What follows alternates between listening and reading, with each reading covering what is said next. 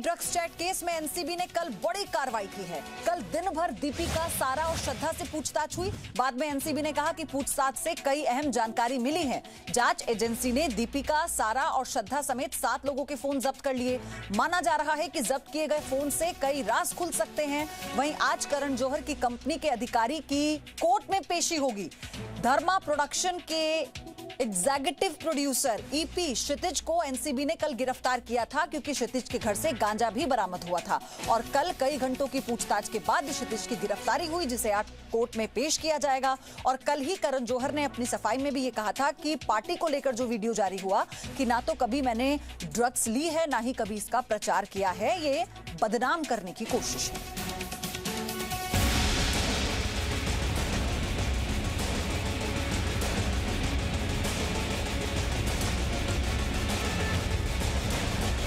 ड्रग्सवुड ने कितना बताया, कितना छिपाया।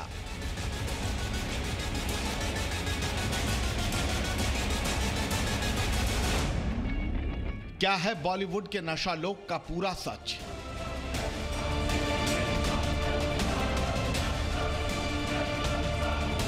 ड्रग्स मंडली की कहानी में कितनी हकीकत, कितना फसाना।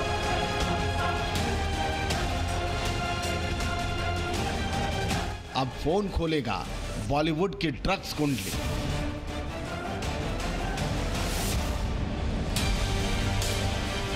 बॉलीवुड की ड्रग्स मंडली की कहानी जितनी सुलझी हुई दिखती है, उतनी ही उलझी हुई है। रुपहले पर्दे के सितारे एनसीबी के प्रश्न जाल का सामना कर रहे हैं। शनिवार को एनसीबी ने दीपिका पादुकोण से 6 घंटे तक पूछताछ की, जबकि सारा अली खान और श्रद्धा कपूर का भी करीब 5-5 घंटे तक सवालों से सामना हुआ। लेकिन घंटों की पूछताछ में भी एनसीबी के पास न सवाल कम हुए हैं और न ही सवालों के पूरे जवाब मिल सके हैं। और अब एनसीबी वो सच इन सितारों के फोन में तलाशने जा रही है। सूत्रों के मुताबिक एनसीबी ने दीपिका पादुकोण, सारा अली खान, श्रद्धा कपूर, रकुलप्रीत सिंह, करिश्मा प्रकाश, सिमोन खंबाटा और जया साहा के फोन को अपने कब्जे में ले लिया है। सूत्रों के मुताबिक अब इनके फोन का डाटा रिकवर किया जाएगा। बताया जा रहा है कि ड्रग मामले में गिरफ्तार केजे उर्फ करमजीत ने एनसीबी को पूछताछ में 50 लोगों के नाम बताए हैं और अब जब्त किए गए फोन का डाटा रिकवर कर एनसीबी उन नामों का मिलान करना चाहती है। ड्रग्स मामले में एनसीबी ने अब तक 35 लोगों से पूछताछ की है और 20 लोग गिरफ्तार किए गए हैं, लेकिन अभी पूछताछ खत्म नहीं हुई है। सूत्रों की माने तो अभी तक एनसीबी ने क्लीन चिट नहीं दी है और आगे भी पूछताछ हो सकती है। आज 4 व्यक्तियों का स्टेटमेंट रिकॉर्ड किया गया। करिश्मा प्रकाश, दीपिका पादुकोण, सारा सुल्तान और श्रद्धा कपूर। हमारे पास काफ़ी दिनों से आप जानते हैं कि इन्वेस्टिगेशन चल रहा है। काफ़ी लोग इसमें अरेस्ट हुए हैं, काफ़ी लोगों से पूछताछ हुई है, काफ़ी रिकवरीज हुई है। तो हम अभी बैठ के इसको पूरे केस को रिव्यू करेंगे और आगे के लिए अपनी प्लानिंग बनाएंगे। सूत्रों के मुताबिक बॉलीवुड की ड्रग्स मंडली में कई और लोगों के नाम हैं, जिनका खुलासा आने वाले दिनों में हो सकता है। लेकिन बताया जा रहा है कि फिलहाल एनसीबी अब तक की जांच की एक डिटेल रिपोर्ट एनसीबी के डीजी राकेश अस्थाना को भेजेगी, जिसके बाद आगे की कार्रवाई की जाएगी। लेकिन इतना जरूर है कि बॉलीवुड की ड्रग कुंडली का पूरा खुलासा अभी बाकी है और अब सितारों का फोन इस जांच को नया और बड़ा मोड़ दे सकता है। मुंबई से प्रमोद शर्मा और नित्यानंद शर्मा के साथ ब्यूरो रिपोर्ट, जी मीडिया। तो कल एनसीबी ने दीपिका पादुकोण, श्रद्धा कपूर और सारा अली खान से पूछताछ की। ये पूछताछ इतनी मुश्किल थी कि बताया जाता है एनसीबी अधिकारियों के सामने दीपिका पादुकोण की आंखों में आंसू आ गए। सूत्रों के मुताबिक दीपिका पादुकोण ने इस बात को कबूल किया कि व्हाट्सएप ग्रुप की एडमिन वही थी, लेकिन ड्रग्स के सवालों पर दीपिका ने चुप्पी साधी।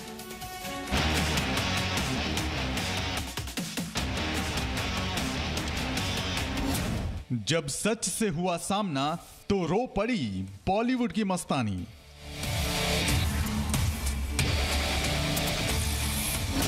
जब एनसीबी ने बिछाया प्रश्न जाल तो निकले दीपिका के आंसू।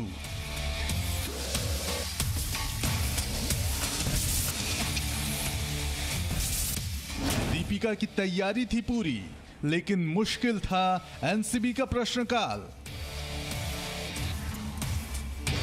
कभी लटकाया, कभी भटकाया, कभी हो गई खामोश। शनिवार को एनसीबी के सामने 6 घंटे तक दीपिका पादुकोण का सवालों से सामना हुआ। एनसीबी ने पहले दीपिका से अकेले में 2 घंटे तक सवाल जवाब किए। इसके बाद दीपिका और करिश्मा प्रकाश को आमने सामने बैठाकर भी पूछताछ की। सूत्रों के मुताबिक दीपिका ने ये बात मान ली है कि वो व्हाट्सएप ग्रुप की एडमिन थी, लेकिन ड्रग्स के सवालों पर दीपिका ने चुप्पी साध ली। एनसीबी सूत्रों का कहना है कि दीपिका ने सवालों के गोलमोल जवाब दिए। दीपिका की मैनेजर करिश्मा प्रकाश से भी एनसीबी ने करीब 5 घंटे तक पूछताछ की। जरूरत पड़ने पर एनसीबी दीपिका को फिर से पूछताछ के लिए बुला सकती है। एनसीबी सूत्रों के मुताबिक पूछताछ के लिए दीपिका और करिश्मा दोनों पूरा होमवर्क करके आई थी। एनसीबी को लग रहा था कि करिश्मा ने पहले दिन की पूछताछ का सारा ब्यौरा दीपिका को दे दिया था, जिसके बाद दीपिका पूरी तैयारी के साथ एनसीबी के सामने पहुंची। लेकिन सूत्रों के मुताबिक जैसे जैसे एनसीबी के सवालों का तापमान बढ़ने लगा, सच पर जमी खामोशी की परतें पिघलने लगी। सूत्रों के मुताबिक एनसीबी की पूछताछ में कई बातें सामने आई हैं। जहां एक ओर दीपिका और करिश्मा ने ड्रग चैट की बात मानी है, वहीं दूसरी ओर ड्रग्स के सवाल पर अब भी खामोशी बनी हुई है। सूत्रों के मुताबिक हैश और वीड को लेकर सबका बयान एक है। सबने इसे रोलिंग सिगरेट कहा है। इसमें तंबाकू भरकर पीते हैं और उसे कोड वर्ड में ये लोग वीड कहने का दावा कर रहे हैं। हालांकि इन जवाबों से फिलहाल एनसीबी संतुष्ट नहीं है और इसीलिए फिलहाल पूछताछ में एक अल्प विराम जरूर है, लेकिन फिलहाल किसी को क्लीन चिट नहीं मिली है। मुंबई से राजीव रंजन सिंह और प्रमोद शर्मा के साथ ब्यूरो रिपोर्ट, जी मीडिया। एनसीबी ने श्रद्धा कपूर और सारा अली खान से ड्रग्स मामले में पूछताछ की। सूत्रों के मुताबिक श्रद्धा कपूर ने कई चौंकाने वाले खुलासे किए। श्रद्धा ने जया साहा से सीबीडी ऑयल को लेकर हुई चैट की बात कबूल की। सारा अली खान ने पूछताछ में ड्रग्स लेने वाली बात से साफ इनकार कर दिया।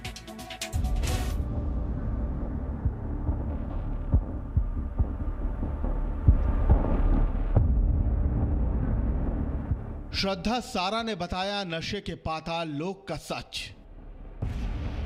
श्रद्धा सारा ने खोले कई राज। सुशांत सिंह राजपूत की मौत से शुरू हुई जांच बॉलीवुड के नशे के दलदल तक जा पहुंची है। हर दिन नशे के इस दलदल से नए नए नाम बाहर निकल रहे हैं। कल एनसीबी ने श्रद्धा कपूर और सारा अली खान से ड्रग्स मामले में पूछताछ की। यह पूछताछ करीब 5 घंटे तक चली। श्रद्धा कपूर 5 वकीलों की टीम से सलाह लेने के बाद एनसीबी के दफ्तर पहुंची थी। सूत्रों के मुताबिक पूछताछ के दौरान श्रद्धा ने चौंकाने वाला खुलासा किया। श्रद्धा ने एनसीबी को बताया कि सुशांत सिंह राजपूत ड्रग्स लिया करते थे। श्रद्धा ने यह भी बताया कि उन्होंने सुशांत सिंह राजपूत को वैनिटी वैन और कभी कभी सेट पर फिल्म की शूटिंग के दौरान ड्रग्स का सेवन करते देखा था। श्रद्धा कपूर ने पूछताछ में यह भी खुलासा किया कि वो सुशांत के साथ फिल्म छिछोरे की सक्सेस पार्टी में हैंगआउट फार्म हाउस भी गई थी, लेकिन पार्टी में श्रद्धा ने ड्रग्स नहीं लिया था। सूत्रों के मुताबिक श्रद्धा कपूर ने एनसीबी की पूछताछ में जया साहा से सीबीडी ऑयल को लेकर चैट होने की बात मान ली है, लेकिन उन्होंने ड्रग्स लेने की बात से इनकार किया है। सैफ अली खान की बेटी सारा अली खान ने भी ड्रग्स मामले पर कुछ अहम खुलासे किए हैं। सारा अली खान का नाम रिया चक्रवर्ती ने पूछताछ में लिया था, जिसके आधार पर एनसीबी ने सारा से कई अहम सवाल किए। एनसीबी ने सारा से सुशांत के पवाना फार्म हाउस पार्टी के बारे में भी पूछताछ की। सूत्रों के मुताबिक इस मामले में गिरफ्तार ड्रग पेडलर करमजीत सिंह आनंद ने एनसीबी को बताया कि उसने सारा अली खान के घर 2 बार ड्रग्स कुरियर के जरिए भिजवाया, जबकि श्रद्धा कपूर ने 4 बार अपनी गाड़ी में ही करमजीत से ड्रग्स लिया। सूत्रों के मुताबिक एनसीबी की पूछताछ में सारा अली खान ने ड्रग्स लेने के आरोपों से इनकार किया है। सारा ने किसी भी ड्रग पेडलर को पहचानने तक से इनकार कर दिया है। सूत्रों के मुताबिक पूछताछ के दौरान सारा ने एनसीबी अधिकारियों को बताया कि फरवरी 2018 में केदारनाथ फिल्म की शूटिंग के दौरान उनके और सुशांत के बीच नजदीकी बढ़ी। फिल्म की शूटिंग के बाद वो सुशांत से मिलने उनके कैप्री हाउस वाले घर में भी कई बार जाया करती थी। सारा अली खान ने एनसीबी को सुशांत के साथ थाईलैंड ट्रिप पर जाने की बात भी बताई। सारा ने यह भी बताया कि वो सुशांत के साथ कई बार लोनावाला के फार्म हाउस पर भी गईं। उन्होंने कुछ समय सिगरेट जरूर पी थी, लेकिन ड्रग्स कभी नहीं लिया। हालांकि सारा ने बताया कि सुशांत ने फार्म हाउस पर कुछ मौकों पर वीड जरूर लिया था। एनसीबी ने तकरीबन 40 मिनट तक श्रद्धा और सारा को आमने सामने बिठाकर भी सवाल जवाब किए। एनसीबी की अब तक की जांच रिपोर्ट अब डीजी को अगले 3 दिनों में भेजी जाएगी। मुंबई का जोनल ऑफिस अपनी अलग रिपोर्ट सौंपेगा, जबकि दिल्ली एसआईटी की टीम अपनी अलग रिपोर्ट सौंपेगी। मुंबई से राजीव रंजन सिंह के साथ ब्यूरो रिपोर्ट, जी मीडिया। वहीं एनसीबी ने धर्मा प्रोडक्शन के एग्जीक्यूटिव प्रोड्यूसर क्षितिज प्रसाद को गिरफ्तार किया। क्षितिज प्रसाद को एनसीबी ने कल पूछताछ के लिए बुलाया था। कल एनसीबी ने क्षितिज प्रसाद के घर से गांजा बरामद किया। इसके बाद उसके अब गिरफ्तार उसे कर लिया गया है। क्षितिज को आज कोर्ट में पेश किया जाएगा।